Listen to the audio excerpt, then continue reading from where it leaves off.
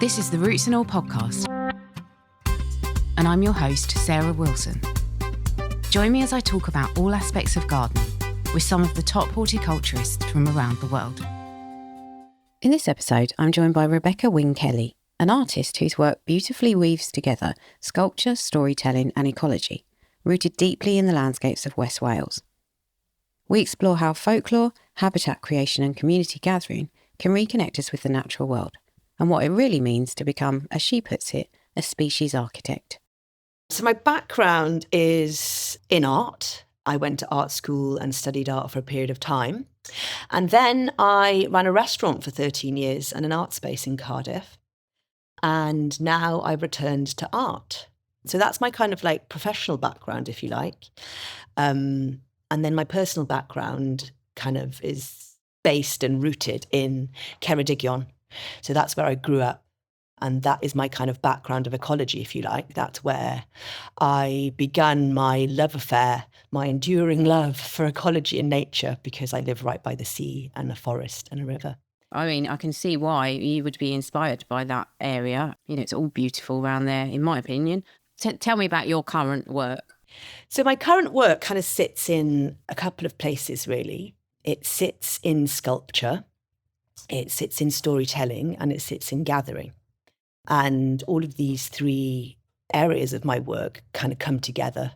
They're kind of coming together at the moment. So projects that I have on at the moment, I've got something called a Tŵr Gwyllt, which I've placed in a piece of land that was gifted to a local school. And that's a kind of totem tower, which speaks of, well, primarily it's a house, it's a home for the local ecology, and kind of on a conceptual level, it's a totem pole of mythology and folklore. Wow, that sounds amazing. Is that what I refer to as the habitat structures? Absolutely, yeah. So they're the habitat structures. That's exactly that piece of work. So that's very current. That's just been completed. So it's very new, and I've been kind of thinking about that and wishing it forward, really, because it's designed in such a way where decay and life... I'm just noticing the weather come in. Can you hear the weather Can coming in? hear it, yeah. I saw you had your fire on as well. That's kind of what it's like around here. So when you build these things, you have to build them to sort of last. Wow. The Tŵr Gwyllt. Yeah, so that's a new piece of work.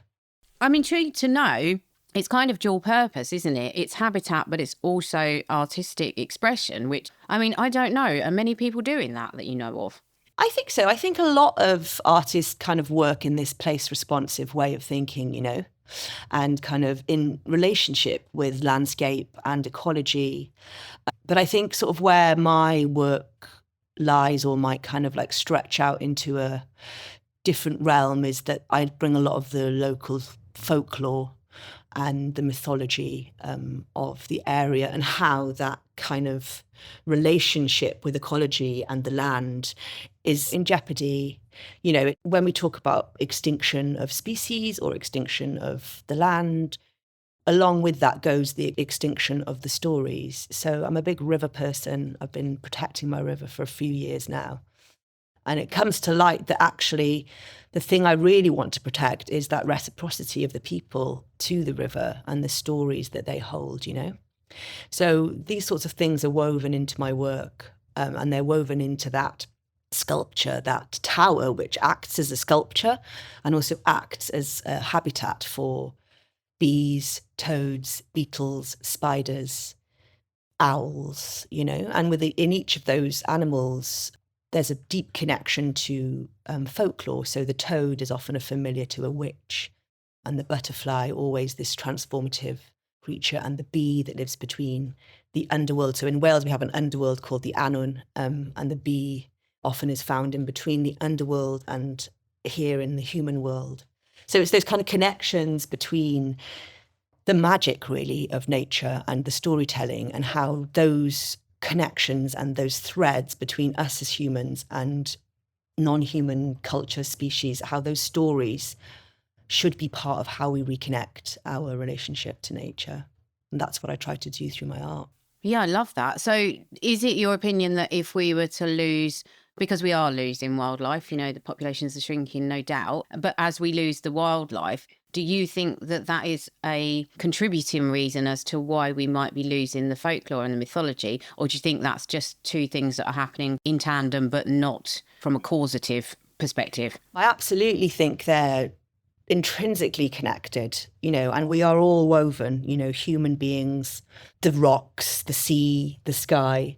So that kind of intrinsic weaving of humans and nature is absolutely works in tandem. So, if we rediscover our stories and retell them and bring them back to life, then people grow to love what they see. So they grow to really enjoy the wild garlic. And then you find out that wild garlic was used in herb medicine and earth medicine by a woman who was a witch living on the river here.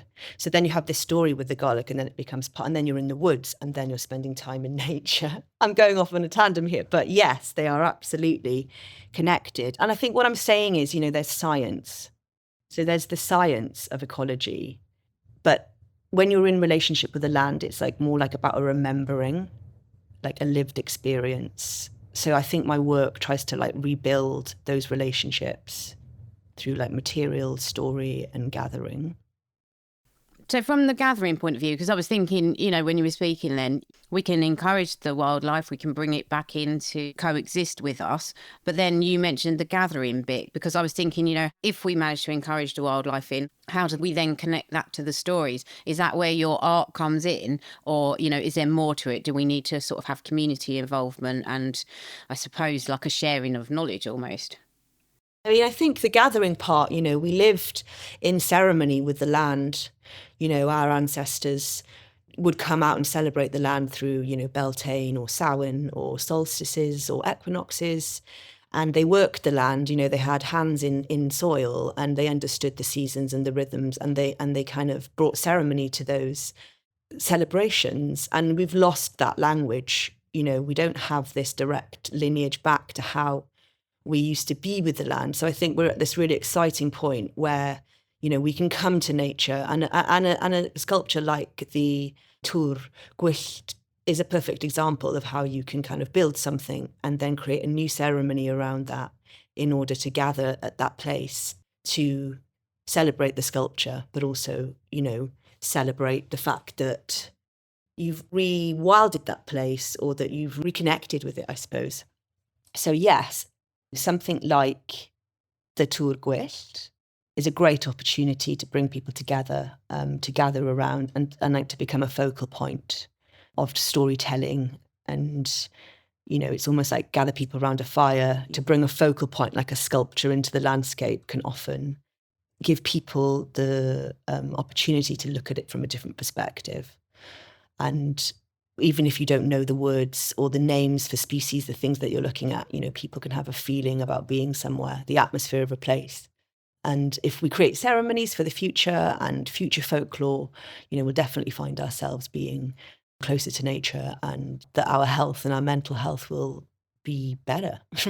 Yeah, no doubt. I mean, so how have you gone about researching the local mythology in your area? So a lot of it, because I've lived here all of my life, these stories have been passed down generations. But I noticed, so when I had my restaurant, I moved away from here. So that was in Cardiff. And when I returned, I noticed that not as many people were talking about local folklore like they did when I was a child. So I've been on quite a long mission, speaking to local people, interviewing sort of fourth, fifth generation farmers of the land.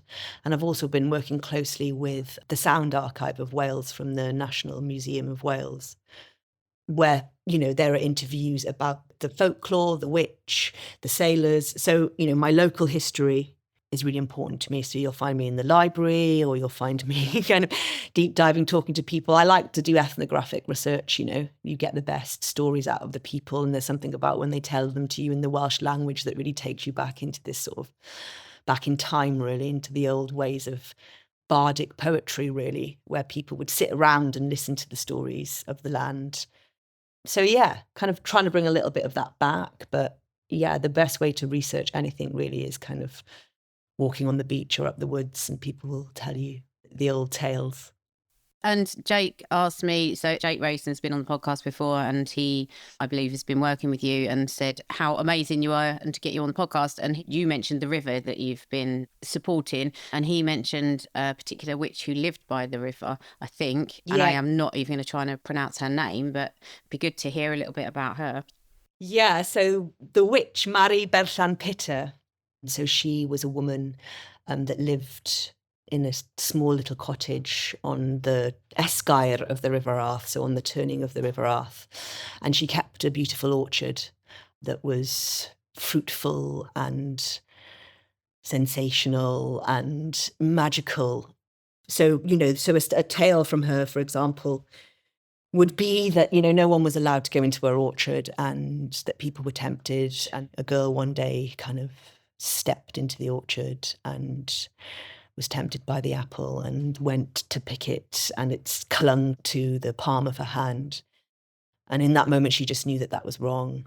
And she felt that she needed to turn and run, but something in her body was preventing her from doing that.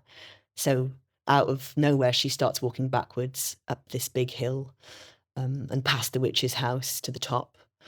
And it was only when she got to the top that she was able to turn and run. And it was said that that was the rebia, or the witchcraft of Mari Berllan-Pitter. So there's all sorts of these kind of, and that also what I love about her story, and I think something that really gets my spirit going is that she had this intrinsic relationship. She had a familiar that was a rabbit, and the local people said that she would take on the form of the rabbit, and it was impossible to shoot the rabbit, so hunters would come from afar, and merchants that were shipping at the dock would come up and try to shoot the rabbit, but each time the rabbit would just evade the shot and come down her chimney into her house. And when they looked through the window, it was actually Mari the witch sitting in the window. So there's all of these beautiful kind of, how nature comes into it, and also what's brilliant about these stories in my research is you do find out a lot about how closer people live to the land, to their animals, to the seasons.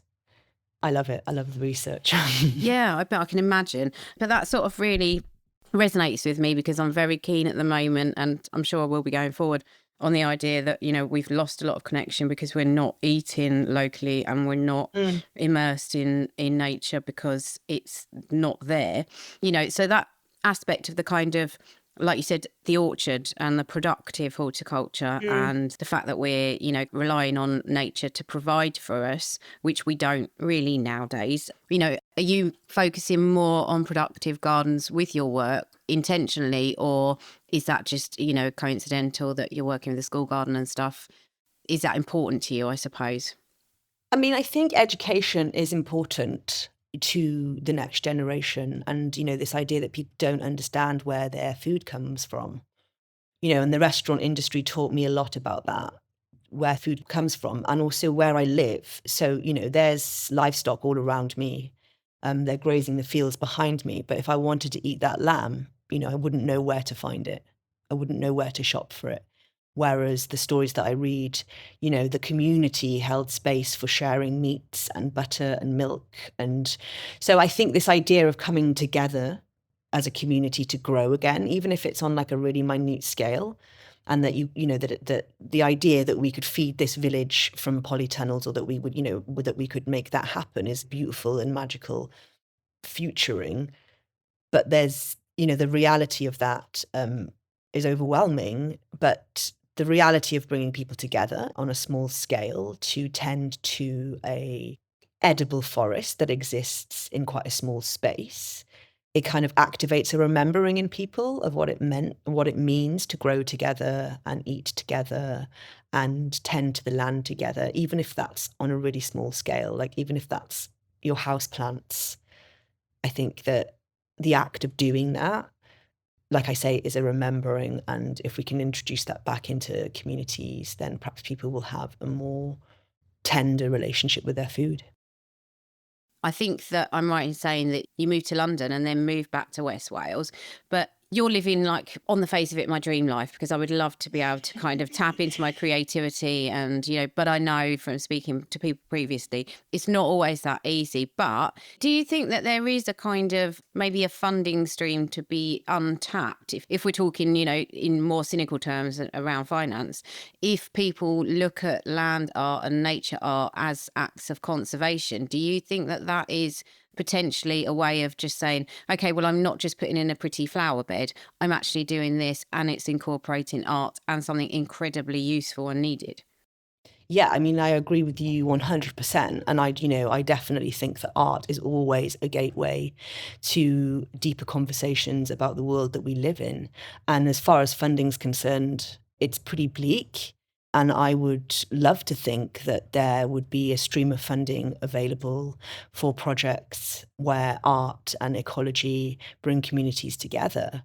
And I think the most important thing, if that was to be, it's the longevity of these funding packages. So I think what I found a lot working around here, there'll be a pot of money and you'll get something going and it'll feel great and you'll mobilize the community, and then that money will run out or you have to apply for it again through a different system, so it's very depleting. So I've yet to find a funding body that is truly nurturing of its artists and its creatives. So still holding out for that. Yeah, absolutely. I face that in my day job, and the way I'm taking a view on it at the moment is that the project funding can almost be like seed funding, and then off of that you then develop something that becomes more self-sustaining, because again, as much as it pains me to bring in the sort of business side of it, I think things maybe do have to become almost like not-for-profit businesses going forwards, because that's how we're going to sustain things. And actually, if you've got like a kind of benefit to the environment and to the people who are coming to that space,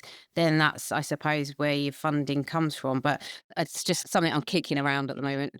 Wales has policies in place, absolutely, for funding to be given to artists and creatives and communities that are looking out for the well-being of people in relation to nature.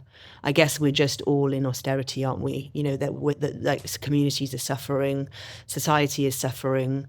There's not enough investment into local projects or kind of like UK-wide projects, because the infrastructure is kind of not there. I think there's so much learning to do. There's so much that we've lost that it feels like the only thing to do really is to reinvest and to rewild that and to restructure that in some sort of way that echoes or kind of projects a different way of living, Yeah, I couldn't agree more. And that puts me in mind of the river that, you were trying to support and advocate for. And that is particularly resonant at the moment for me, because last week I had an episode went out with Stephen Rutt, who's the author of a book called The Waterlands. And I was saying to him, rivers are so tricky because they span different sort of territories in terms of land ownership. And it's a very, very difficult thing to try and fix one moving part when there's so many other bits at play. Yeah. I mean, how have you found that?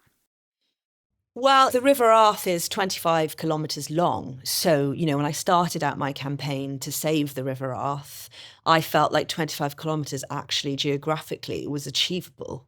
And then you get into the complications, like you say, of like this tiny piece of river is owned by this farmer, or this farmer is farming organically, but this farmer is way off, and these tiny pockets of sections along the river.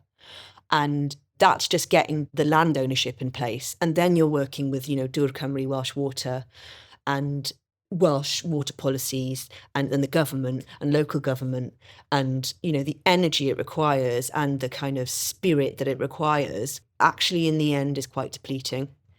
Because just with a 25-kilometre river, I ended up thinking, if I sustained this level of noise and protest and activism, there'll be nothing left of me. So I had to sort of switch that activism into something that I now called sacred activism, which is kind of showing up for the river and speaking to the river in a kind of more of a shamanic way, which is to sort of live in reciprocity with it and look out for it in a way that is manageable to me.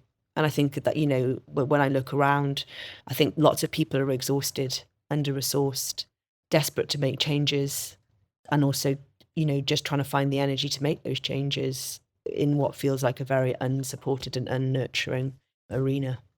Yeah, I think you summed that up perfectly. Talking about the river, so as gardeners, sometimes I think we tend to, not all of us, and there's so many people listening who are just multifaceted and interested in so many different aspects of the environment. But what I really liked about your work that you've been doing with your gabions and your driftwood, and I have to use this term because I absolutely love it, about being a species architect, which I think is just fantastic. And I think you should patent that and just run with it, because Thank everyone's going you. to love it. But, it's, you've brought in driftwood. So you're kind of bringing in the elements of the water, and then you're also putting it on land, and you're creating habitat for presumably, amphibious creatures and, airborne pollinators. So it's really great because it brings in all of those things and links them together. There's such a lot in it, and it's such a conversation starter that actually it makes perfect sense to put that somewhere where you are going to be in an educational setting, or, where people are going to come together, because it just kind of brings in all the elements which are all equally important. Yeah, the elements are important material, it's kind of like the gathering of those materials. And again, it's that kind of that tenderness to being an architect to the local species, and this also, on a cultural level, I live somewhere where we've got a serious housing crisis because every other home is a second home and or an Airbnb, and alongside the animals of the area and the species of the area, the people are also without homes and places to be. So it felt really poignant to be building homes for toads and bees, and kind of like imagining like how it would be great if we could just build our own houses in this way without planning. Or, I mean, I know that's a kind of like dream place to be, but, thinking about what a home is to either a tiny spider or a person, the tiny spider within the driftwood or the person sat looking at the sculpture, home is such an important phrase, a term. It's where people find their autonomy, where they feel safe, where they feel grounded, where they feel they belong. So yeah, it feels good to, like I said at the beginning, I'm not a gardener, but it feels great to be making houses for these animals, and somebody else can do the planting and I'll build the houses. And the beauty of that is you just never know what's going to turn up. So you just put it there and things arrive, and if they're not happy, they don't stay. And if they are, you just never know what's going to rock up. So that's an element of surprise. But it's also nice because it means, although you are an architect, you're not dictating what lives there. You're just saying, I've put this here and, come make use of it if it's for you. Yeah. And you know what? That was a really beautiful thing to notice, in fact, because, as an artist, you have normally quite a lot of control, not when you're working outside, but in a gallery setting, you control the light, you control the materials, what color the walls are. Where I really want to see the sculpture is in 10 years' time, when it's decayed and crumbled and transformation has happened and it's entangled and it's messy. And it's kind of very un-gallery-esque, that's sort of the thing that we're all trying to get back to, the kind of layers of nature and the messiness of ecology and how it tangles together. And like you say, things appear out of nowhere that are unexpected. And so I'm excited to watch it over the next few years and see how it grows. Yeah, I was going to ask you about that. What happens to it, because it's just a living, decaying thing. It just takes on a life of its own, I suppose. Yeah, hopefully it'll take a life of its own on. And, the gabion, I use the gabions not only as a kind of practical structure, but also, I quite like the idea. So they've got a long life. So there's a 20-year lifespan on a gabion. But what's interesting about that is that, the materials within that will absolutely not survive 20 years in the form that they are. So they'll start to crumble, and then things will move in, and we'll just go with it. Yeah, absolutely. I love it. I love the thought of it. So my final question is, what's next? Have you got any other habitat sculptures on the horizon? Or Yeah, you we have. I'm working with a local school in the county. So with that project, I'm going to be working with the students and kind of really trying to start to imagine what kind of architecture these animals would love to live in, how they would thrive. So bringing the students into the design process and the research process and kind of seeing how that goes when I collaborate and co-work with some young people. And so I'm excited to see what ideas they'll bring through into this idea of a wildlife tower. And we've got another wildlife tower happening in a festival in Aberystwyth in the summer. And I've also just taken on a new studio space. So that happened today. Woohoo, congratulations. So, gathering of materials is really important to me. So I've got a storage unit and I gather and gather and gather. Most days of the week, I'm gathering something and it all goes up there. And I've been waiting for a long time to be in a position to take on a space and play with these beautiful materials and these found objects that all have a story of their own, that all hold like deep time and memory. So that for me is really exciting, a space, an empty space to take my materials to and play. Thanks for listening, and thanks to Becca for such a rich conversation about art, ecology, and the stories that bind us to the land. If today's episode has got you thinking about habitat creation, working with natural materials and folklore, you might also enjoy episode 53 with John Little and episode 301, The Wheel of the Year. You'll find links to both in the show notes, and as always, thank you for listening. Next up is Benny with his Insect of the Week, but first here's a word from our sponsors, The Roasting House. Please do go and check out their website and support them if you can.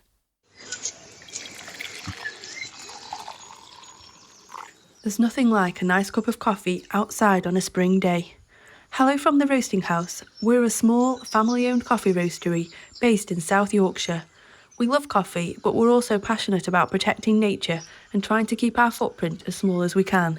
At the Roasting House, we offer delicious coffees from around the world, carefully selected from farms that use nature-friendly methods such as shade growing, soil conservation, and maintaining wild areas for native wildlife.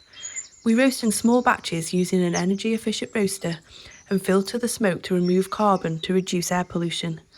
Roasting House coffee is packed in home compostable packaging, and we know that it actually breaks down because we've tested it in our own compost heap and worm farm. Order at roastinghouse.co.uk, and if you mention Roots and All or the Insect of the Week at checkout, we'll send you 25% extra free coffee as a thank you for supporting us. Myothropa florea, the Batman hoverfly. Such a cool name, isn't it? And the scientific community is often very divided on the fact that common names can be very confusing. So the English common name Batman hoverfly is hard to confuse, but there are lots of examples of insects where it's got multiple common names, and so there's been confusion between species. So it's always really important to know the scientific name, the binomial, the name with two parts. That's why I try to list that first and then say the common name if there is one. Myothropa florea, this is an incredible hoverfly, by the way. And Myothropa comes from ancient Greek, so the genus comes from ancient Greek as far as I can tell. And the best translation I could find was about a crowd of flies. So perhaps the fact that they can congregate. Florea, the epithet, is just fairly basic, that it can be found around flowers. That comes from Latin. This species is a kind of yellow hoverfly, one of the larger species. It's a good size, quite distinct. There is a fair bit of variability, so you can see slightly different patterns, different times of year, different generations, different parts of the country. Found all over, really, to be honest, which is good. So all over UK and Ireland. Black and yellow, quite distinct. And the key bit is the amazing Batman symbol on it, top of its thorax. Now, if you get a good photo, if you get a good look at it, it's very, very clear in many examples. And that's the one I've taught my son, Dylan, my 5-year-old. He, obviously just for the name, really, but he loves it. And it's really, really cool. It's quite an unusual fly. So it's got the larval stage, which is not only in this species. In hoverflies, there's quite a number of them that have larval aquatic stage. And the larvae look like what is described as rat-tailed maggots. So they're in stagnant buckets of water or in little hollows in trees where water's gathered. So you've got kind of humus and detritus and organic material mixed in with water. And this is where their larvae develop, and it's often quite an anoxic poor oxygen environment. So they've got this little snorkel. And yes, they're in the most, what many perceive to be kind of vile habitat, but this is something that I quite enjoy now. And I kind of learned to appreciate and love buckets of stagnantly water with leaves and grass clippings and all sorts in there. And they are also undertaking, evolutionarily speaking, Batesian mimicry. So they look scarier than they are. They look kind of toxic and unpalatable with their bright colours. So quite a few flies do this. They appear to be toxic or scary, so birds don't eat them. So many humans think they're wasps or hornets, and they're not. They're just flies. So a very clever bit of evolution there. And the term is Batesian mimicry. I would say this one is actually not just physical in appearance, but it behaves like a wasp sometimes. So they're quite territorial. And there's a few gardens that I know when they always congregate in the certain spots where the heat comes through, the sunlight, and they buzz around your head, pretending to be waspy. So in some ways, their behavior is more wasp-like than a wasp. So they buzz around your head. And until I worked out what it was some years ago, I used to get quite scared, like something's flying at your head, but it's actually just a hoverfly that looks like a wasp. So this is a bit of a naughty hoverfly, but a really cool one with a bat symbol at its thorax. So what more do you need to get into hoverflies? A territorial wasp mimicking bat symbol hoverfly with a rat-tailed maggot larval stage. I don't think I need to say any more, do I? So please do keep an eye out for this yellow and black hoverfly. Get some photos, get it on the apps, iRecord and iNaturalist, and tag me in. You can download or listen to the podcast direct from the website rootsandall.co.uk. Please also check out my Patreon, where you can make a one-off donation or take out a monthly subscription to help support the podcast. Because if you enjoy the show, please help it continue. I also have a GoFundMe where you can make a one-off donation. Even a one-off donation of £1 helps, and I'll be really grateful for your support. So please go to Patreon or GoFundMe and search for Roots and All Podcast.